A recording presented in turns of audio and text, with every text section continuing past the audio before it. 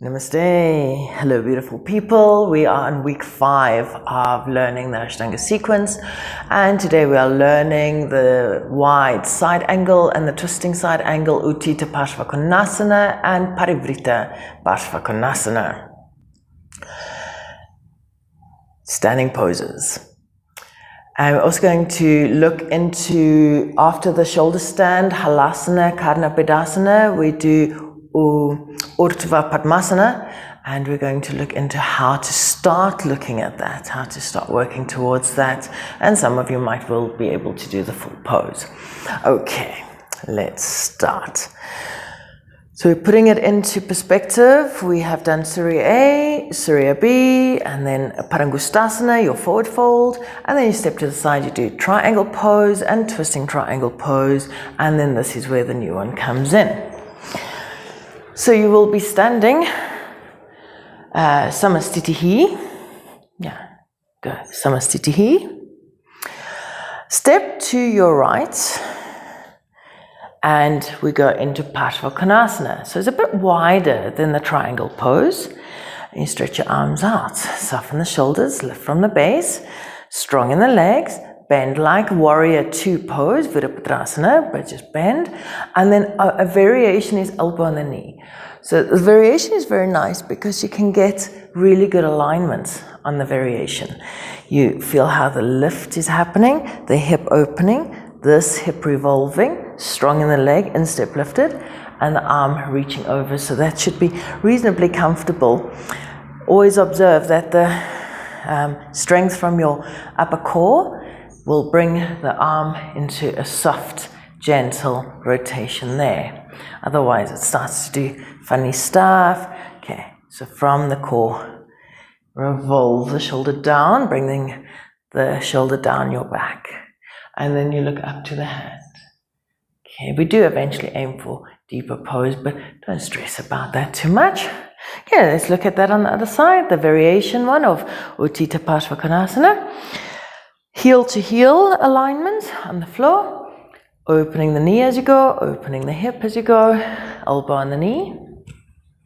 Reach over, soften the shoulder, scooping from your belly, relaxing in your upper back, breathing 1, 2, 3, 4, 5, and Shatvari inhale, or Pancha inhale, exhale.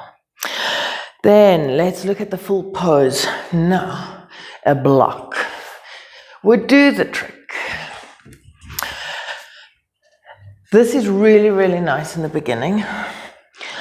And if this, like lots of people like, oh, I don't want to use a block, and you can get on the floor, but I would really say be on the gentler side rather, because after doing the practice, it's so common that I feel, oh, I was pushing too hard, and then, oh, okay, when I soften, oh my God, there it's happening. I just keep relaxing.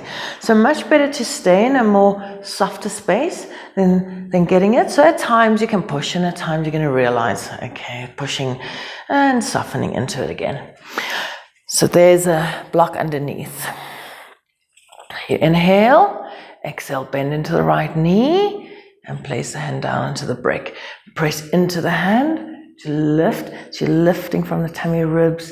Everything is lifting up and opening out in your left leg. Breathe for 5. And coming up. Turn the toes in. Turn the other toes out. Exhale, bend. And reach. And now, if you can, you will eventually get down to the floor. So a nice option is also holding the ankle instead, just to be a little higher. And press down, lengthen over, breathe 1, so forth. Good, pressing down into the legs to get the strength on the legs. Then it goes to Parivritta. Again, the block could be nice. Revolve. In the beginning, the hips struggle to get this outer rotation, because the rotation really doesn't happen in the hips, happens in the sideways, you bringing that body right around.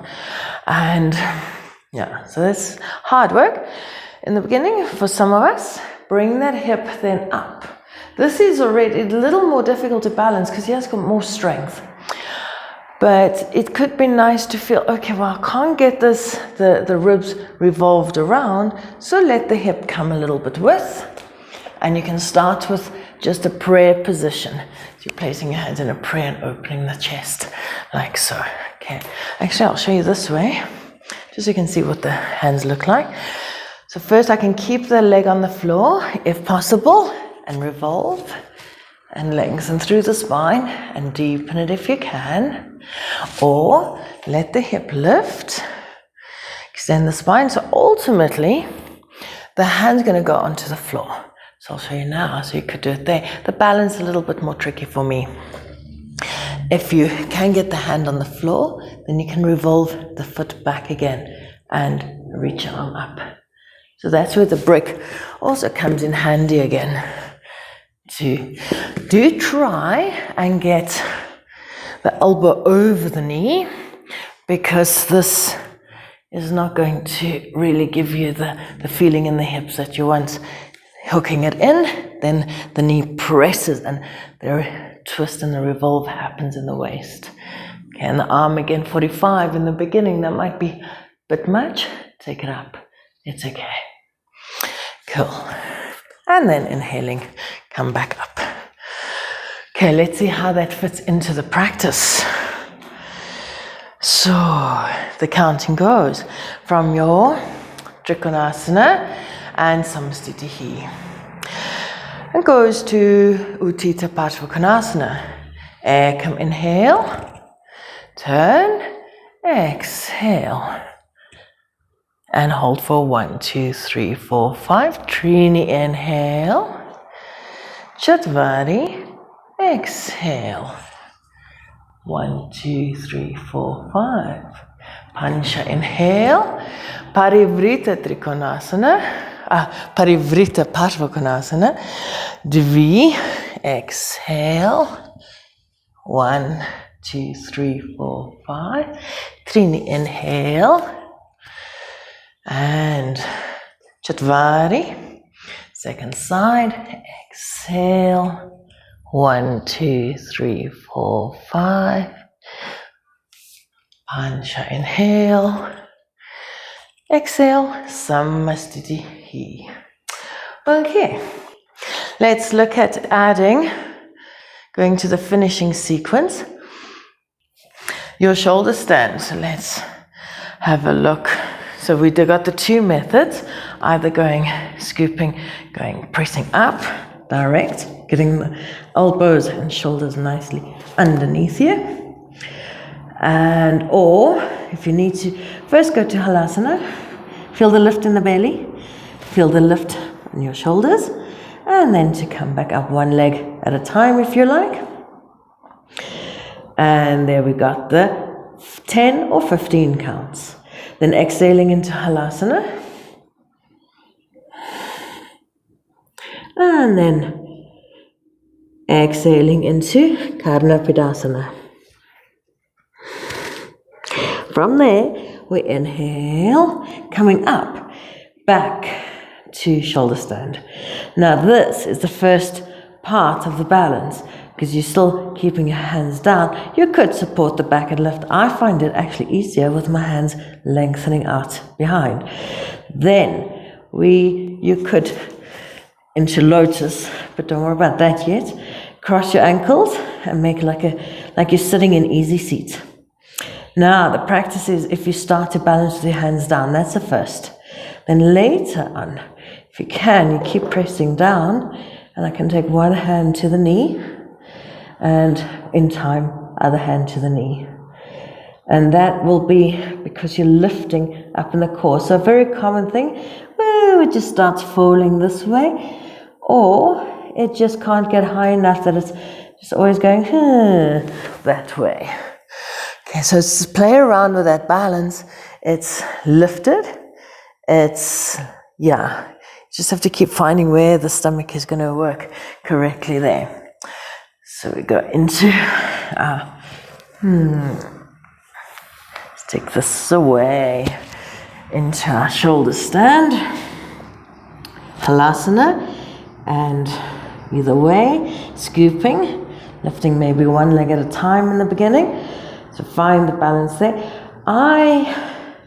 Nice variation for your Vinyasa flow classes is maybe even doing it there and supporting there. That might be a little bit easier in the beginning to start learning that, because that's at least a lifted, but yeah, it's like a table. You're bringing your legs down. In the beginning, the knees are so low, the hands don't realize that they can be straight. So you sag the tummy, you press down to lift, and the hands eventually fit in, and it feels like an upside down table, or like you are the table support. Okay, and that's 8 breaths. And then we'll come down to the body. We can bind, hold the feet, or hold. So later on with a lotus pose, it will be a bind around. It's Pindasana, the embryo. We'll bind the arms around this way and breathe for 8 counts. Okay, so if you haven't got the lotus, you can just relax for over as you can, then slowly come rolling down, exhaling to the floor. So it's quite nice. Some people don't like that, because next week we'll learn the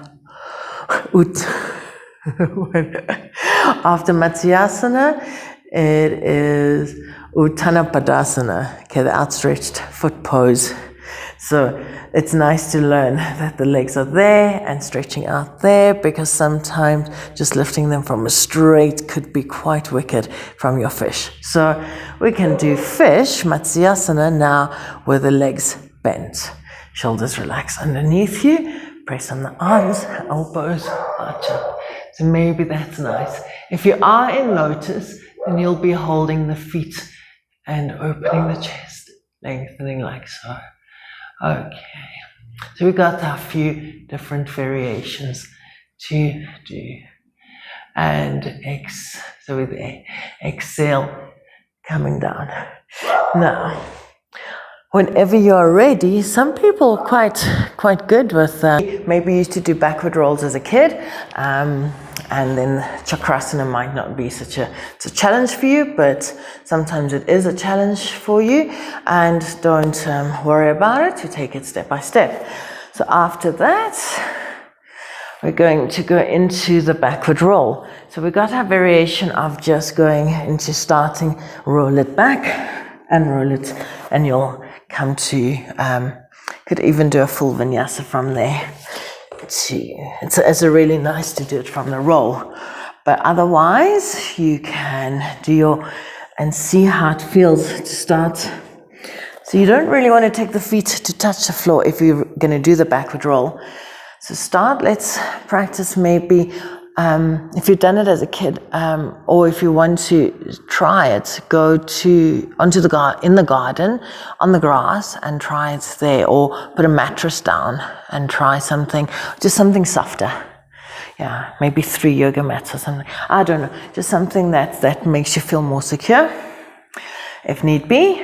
And you push, so you're going to feel this nice pressing of the hands. So the legs take you and reach you back, but then the arms push you up. So there's first, a beginner's variation is going to downward facing dog. So don't go to the full ending up in a Danurasana, into a plank, finishing in a plank. So let's show you what a down dog looks like. Take the legs over. As I'm lifting the tummy up here, I'm going to then push through the hands and extend. Okay, I had a pause there, so I'm going to push really hard, but you're not going to pause. The feet are going to go down and the hands are going to push. Okay. So yeah, you could start with a little bit momentum, because we would be going from here, which is then this is your momentum. And you push, feet on the floor, stretching your arms into your down dog. You walk forward Chaturanga. Inhale, exhale.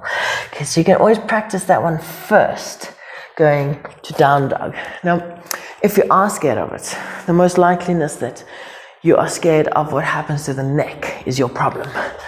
And if your upper neck and upper traps are tight, if this is tight, it's going to be, I had that. And it was dreadful. I really feared backward rolls. And, but I think the main thing, I thought it was because I wasn't lifting, but I think the main thing, you have to lift and you have to push. But the main thing was the tension that I was holding in my neck. And yeah, try and get that as loose as possible. There's many neck exercises on YouTube, beautiful, brilliant people doing awesome neck exercises to release the tensions in the neck. So, but then to feel, if you do feel scared, going and lifting and just feeling what happens, how am I lifting? Because you can physically keep rolling on the head. That's not a problem. But it becomes a problem when the body's very heavy on the neck and it doesn't help to lift. It's not helping the lift. And then, of course, if the tension is sitting there, you just pounds into it. Like whenever you've got tension, it's really hectic to put more pressure on tension. So if you get the push back, think down instead of thinking up, so you go down into the ground. And that should do the trick. Okay, but keep practicing. As I said, I'll add the link when I've done the video on backward rolls. Okay, thank you, and enjoy your week 5. Enjoy your learning your Ashtanga sequence. Thank you for watching. Namaste.